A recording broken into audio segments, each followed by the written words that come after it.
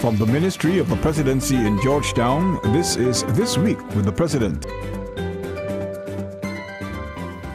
Welcome to This Week with the President, a news magazine which provides you with an in-depth look at the policies, programs and work of the President of Guyana in his quest to realize the good life for all Guyanese. I'm your host, Granger. Thank you for joining us. In the highlights this week, President Granger says office of the presidency must be protected, regardless of who is in power. Government working to ensure forced readiness for border security. Relationship with ExxonMobil must be based on accountability, openness and aligned interests. These stories and more on This Week with the President. In April this year, an allegation was made that there was a plot to assassinate His Excellency, President David Granger. Questions were later raised about the investigative approach employed by the Guyana Police Force. On June 30th, Minister of State Mr. Joseph Harmon announced that in keeping with Section 2 of the Commission of Inquiry Act, the President had ordered an inquiry into the allegations to be headed by retired Police Commissioner Mr. Paul Slow. Section 2 of the Act states, and I quote, "The President may issue a commission appointing one or more commissioners and authorizing such commissioner or commissioners to inquire into any matter in which an inquiry would, in the opinion of the President, be in the public welfare." End of quote. This week, the Commission handed over its report on Thursday to the President, where he said that it is in the national interest that the office of the presidency be protected, regardless of who is in power.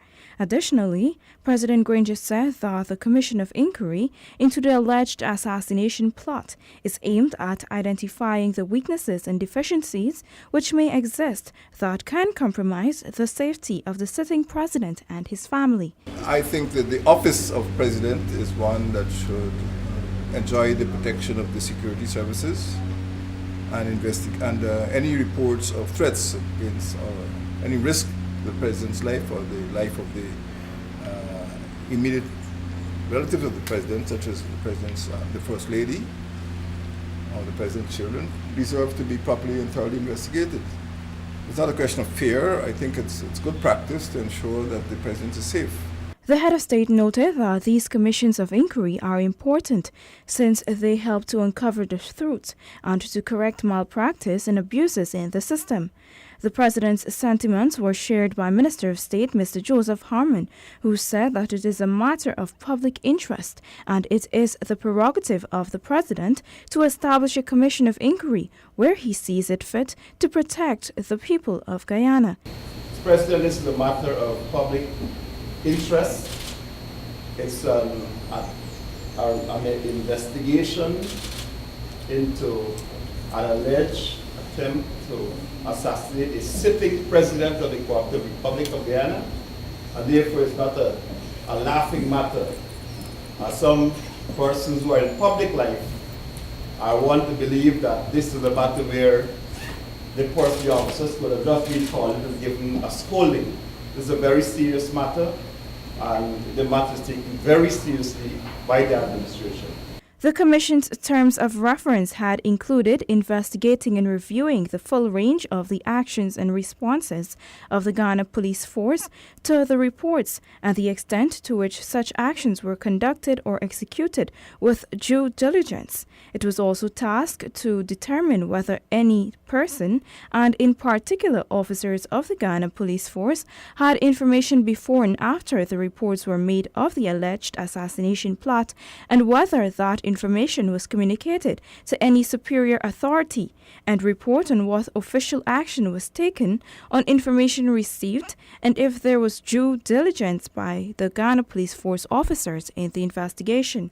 President Granger, in November 2016, on the Ministry of the Presidency's television program, The Public Interest, said that while the Ghana Police Force had not received the attention it deserved in the past, his administration will be working to make it a sound professional organization.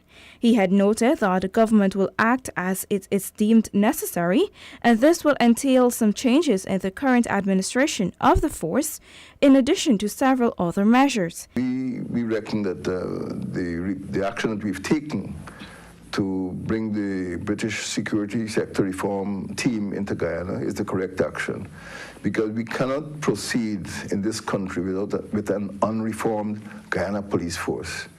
And some of the actions which are taking place convince me that the Guyana police force has to be reformed, and we are going to do just that.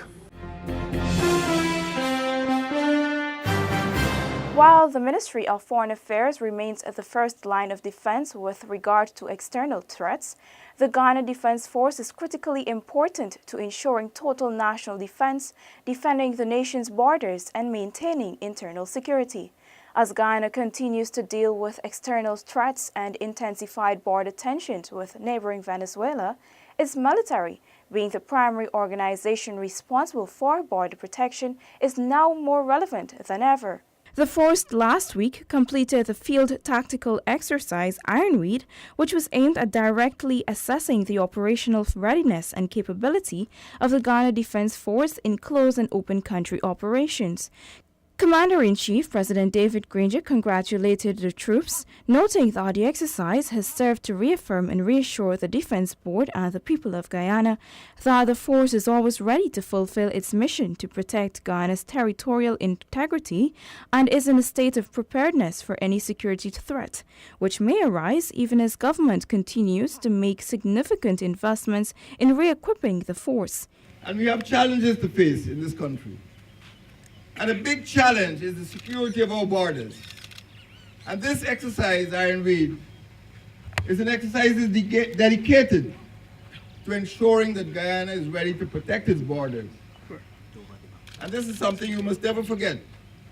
Guyana has over 3,000 kilometers of borders, and we are a small population.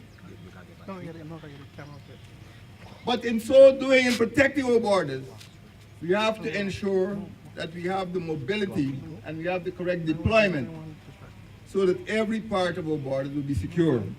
With the recent discovery of a twin-engine Beechcraft aircraft in Upper Tak to Upper Essequibo Region 9 on August 13th and another abandoned aircraft in September 2016, just miles away from the area, President Granger said that it is important, now more than ever, that Ghana takes the necessary steps to protect its borders. Soldiers of Guyana, we have a very complex task before us. We have to protect our environment, our fragile environment. People can come across our borders with road building equipment unknown to the center and build airstrips and maybe get Guyanese to collaborate with them to remove our precious minerals and other commodities. So the Defense Force has to take on a greater role in protecting our territory, protecting our environment from degradation and from spoliation. We've got to preserve the green character of our country. The Commander-in-Chief noted that in spite of Guyana's extensive borders, complex terrain and limited infrastructure in the hinterland, which makes deployment extremely difficult, the Ghana Defense Force and citizens at large must remain vigilant, particularly since the green state transition on which the country has embarked could give rise to illegal activities such as pollution of waterways and damage to protected areas. Recognizing the force's limited human and financial resources, and in keeping with the provisions of the Defense Act, the President spoke of the important role which the reserve force plays. In 2015, during a meeting with the members of the force at Base Camp Ghana, where he had announced the total national defense policy, the head of state had committed government's support to the reorganization and strengthening of the force on 5 pillars: personnel, readiness, infrastructure, morale, and equipment, with emphasis on the Air Corps, the Guyana Coast Guard, and the Engineer Corps.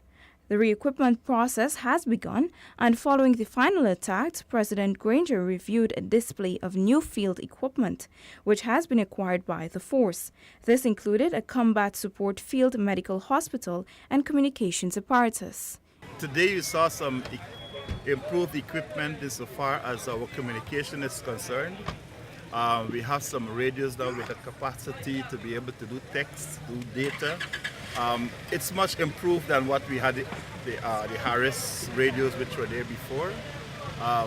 these radios are of Australian origin, and they in fact have to be acquired on a government-to-government basis.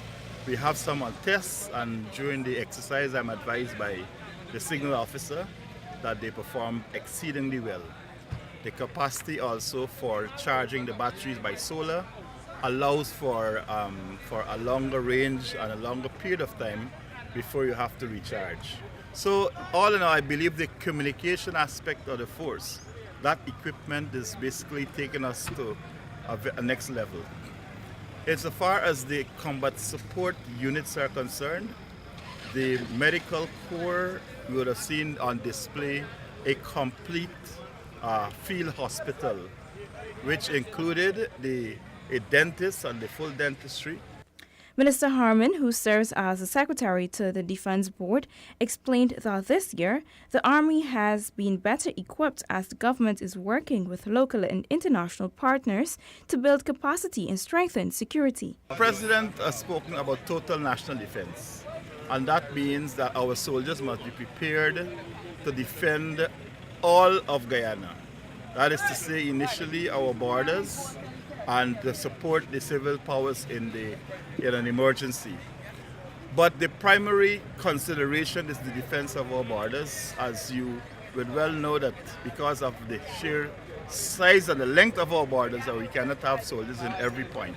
So that the training which you have is actually now focusing on that reality, that there are huge gaps in our defense system that has to be covered, and our soldiers are being trained in that regard. You would have heard the President speak about equestrian training.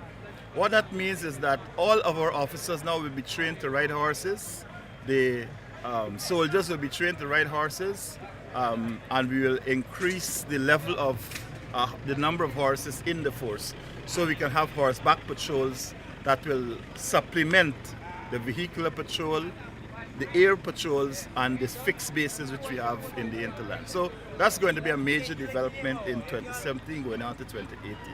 Chief of Staff of the Ghana Defense Force, Brigadier Patrick West, said that the lessons of Exercise Ironweed must be utilized to further improve the operational efficiency. The GDF, as we continue to evolve, will continue to practice not only in this arena, but in other arenas to ensure we build proficiencies in every area.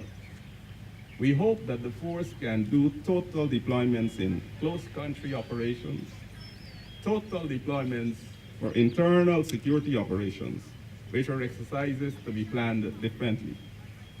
And as we build into the model of exercises for the future years, we will further expand our platoon, company, and battalion training, with more emphasis placed on personal skills of the soldier. As we shape the force for total national defense in this era, we hope that the agencies of the state will be more involved in the process of development and security to ensure that we can usher Guyana into this 21st century in a successful way. On March 10, 2017, the government of Guyana appointed Dr. Jan Mangle, an expert in offshore and civil engineering, as petroleum advisor in the Ministry of the Presidency. A Guyanese by birth, Dr. Mangle brought with him a wealth of technical expertise and experiences in the area of oil and gas development. This was one of the steps taken by the government to streamline efforts and to ensure that sound decisions, which will benefit the Guyanese people, are taken in the management of the emerging oil and gas sector. As Exxon forges ahead, President Granger has made it clear that the government will be working with ExxonMobil to develop a long-term relationship which is founded on transparency, accountability, openness, and aligned interests for the good of Guyana. During a meeting with a visiting delegation of ExxonMobil executives at State House to discuss matters related to the status of exploratory and appraisal work in the Stabroek Block, as well as the relationship between the government and the company this week, the President said that at the end of the process, Guyanese must be able to view the development of a petroleum industry as one that is beneficial to the national interest. The president said, open quote, "We are at the start of an oil and gas industry, and we want to ensure that our people are involved. We are happy with the way things are going so far, and we want to assure you of the government's commitment to transparency and accountability. We take decisions at the cabinet level, and then those decisions are taken to the National Assembly, and we do not see that process changing. All Guyanese must feel involved in the process," end of quote. In this regard, he noted that it is important that there are regular and accurate announcements on matters pertaining to the development of the sector, adding that Guyanese must be involved, especially in the mainstream opportunities which are available in the industry. Open quote. "We have got to keep the public informed to ensure that civil society does not feel that there is some underhand relationship which is injurious to the country. We want to make the right steps, and we are looking to see that the population gets the education they need to participate in this industry.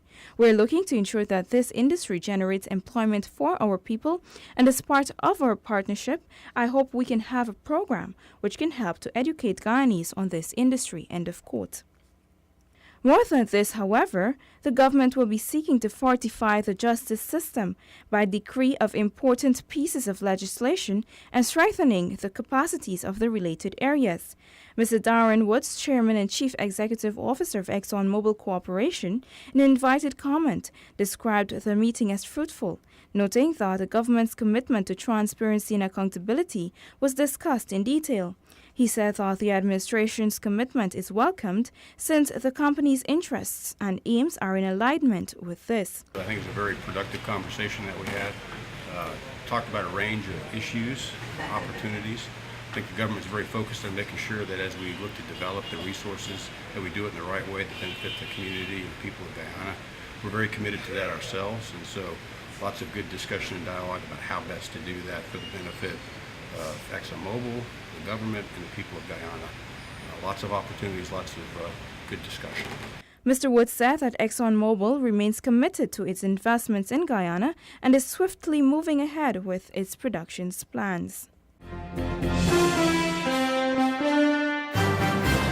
President Granger has been consistent in advocating for and working towards improved access to quality education for all of Guyana's children. He believes that education is the tool which can be used to reverse the cycle of poverty, develop communities, and transform regions into economic hubs. From the boats, buses, bicycles, books, and breakfast, or 5Bs program, the president has gone further and established the National Endowment for Science and Technology, or NEST program, to provide funding for emphasis to be placed on science, technology, engineering, and mathematics. Now we take a look at the president's diary. In keeping with this commitment, President David Granger has pledged the government's support for ongoing educational programs being implemented by the Diocese of Guyana. The president made these remarks at a special church service held at the Christ Church Parish on Waterloo Street to celebrate the 175th anniversary of the establishment of the Diocese of Guyana. The diocese, through the foresight of our first bishop, established Queen's College as early as 1844, 2 years after he became bishop. And later, the very appropriately named Bishop's High School. And to this day, Queen's College and Bishop's High School continue to reflect the high standards of their Anglican founders. The diocese can be assured of my government's support for the church's educational efforts, just as I have supported Hindu and Islamic schools through the National Endowment for Science and Technology. I recently met Bishop Charles and assured him I would support the Anglican Church in its own educational efforts. The pledge came as the president noted that religious organizations can play an integral role in the development of communities and, by extension, the country.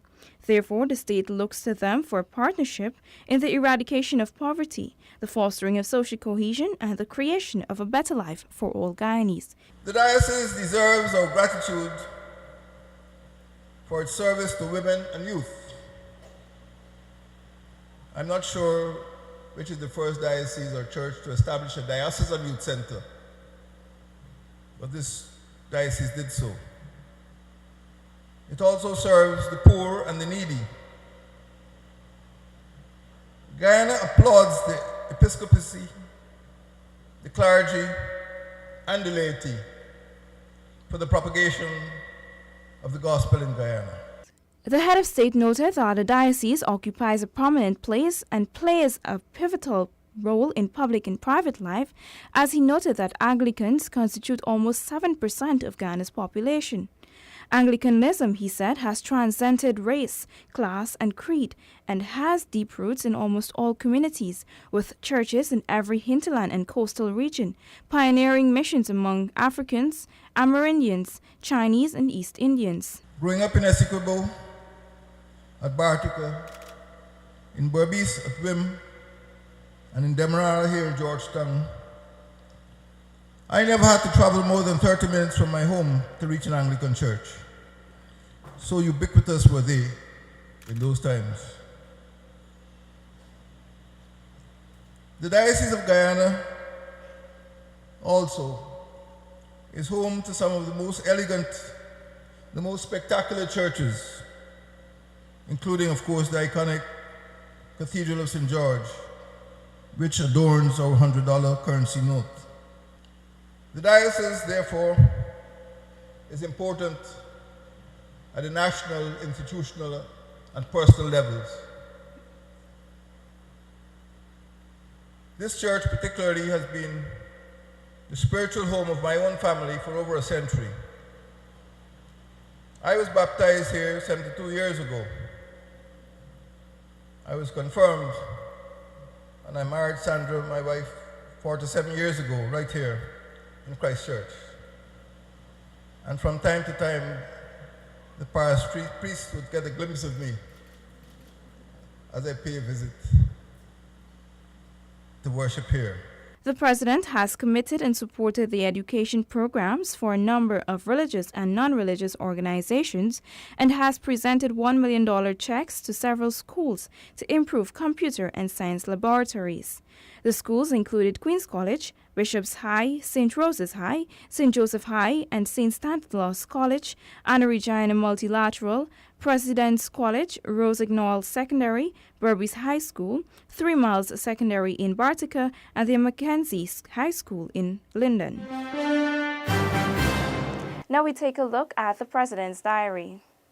On Saturday evening, President Granger hosted a reception for the executives of the National Toshaos Council, the NTC, and the residents of the hinterland who participated in the week-long NTC conference, where Chairman of the NTC, Mr. Joel Fredericks, said that the Council is grateful to the President and the administration for the independence and respect they have afforded it in the management of its affairs. Mr. Fredericks said that this is the first time that a government has allowed the NTC to function as it should and make its own decisions, as he committed to ensuring that the NTC and its members work with the government to brainstorm solutions to address the issues raised. I would like to extend a heartfelt thanks to His Excellency and his government, his ministers, for supporting the National Toshaos Council over the 6 days. I think you should put your hands together for them.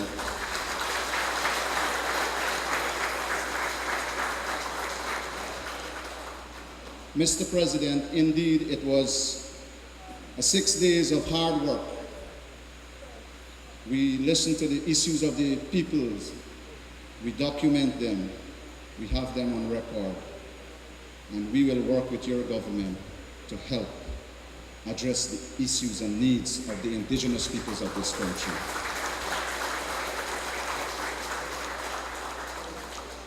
Tonight, it's history because first time in Guyana, governments, past and present, has given the NTC a degree of space to operate freely.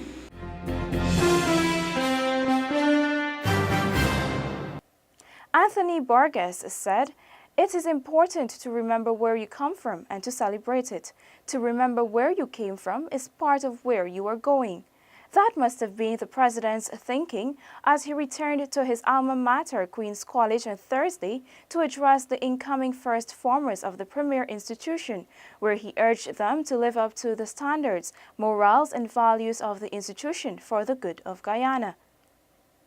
President Granger, who is a member of the QC alumni, urged the new students to make the best of their journey at the 172-year-old institution, noting that the school's values, morals, culture, and expectations of conduct can help to mold them into productive citizens who can contribute to the growth and development of the country. Today is very much the first day of the rest of your lives. Entering Queen's College is a transformative experience, and your lives won't be the same again.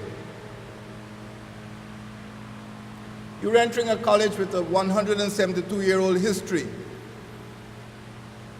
QC has much to be proud of. And let me speak about 4 aspects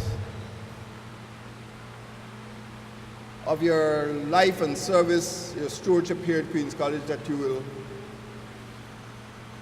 do well to remember. The first is the college culture. The head of state said that every school can offer the same values as Queen's College once their administrations commit to upholding the same tenets of respect, good conduct, culture, and values.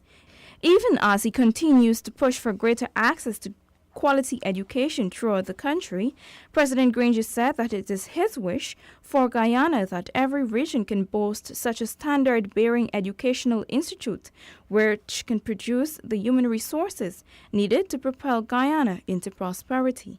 This is your land, and the education that you receive in this college will prepare you better to take possession of this great land. Through the culture that is inculcated here, through your own conduct, through the character that will be molded here, and through your love of country. I congratulate you in entering this great college. You have a wonderful opportunity. You all know that it's a competitive exam, although privately I would hope that every region could have a Queen's College. I hope that every region could have a school of excellence. I know QC, and I know that many of you would like to feel that QC is unique,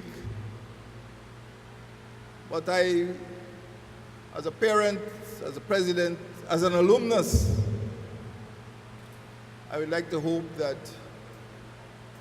in every region we could have something, a college, an institution, which is comparable to Queen's College. What a wonderful country Guyana would be. Ms. Jackie Ben, headmistress of the college, in her brief remarks, said that the president's visit is welcomed and appreciated as it demonstrates his commitment to making Guyana an education nation. It shows that he cares about education and the development of young people. But in addition to that, it also reflects his pride and love for his alma mater. Queen's College is committed to maintaining a standard of excellence. With that, we have come to the end of this week's edition of This Week with the President. Thank you for joining me. For regular updates on the Ministry of the Presidency, go to our website at www.motp.gov.gy, like our Facebook page, Ministry of the Presidency, and follow us on Twitter and Instagram at MOTP Guyana. Do have a safe and productive rest of the week, Guyana. Goodbye.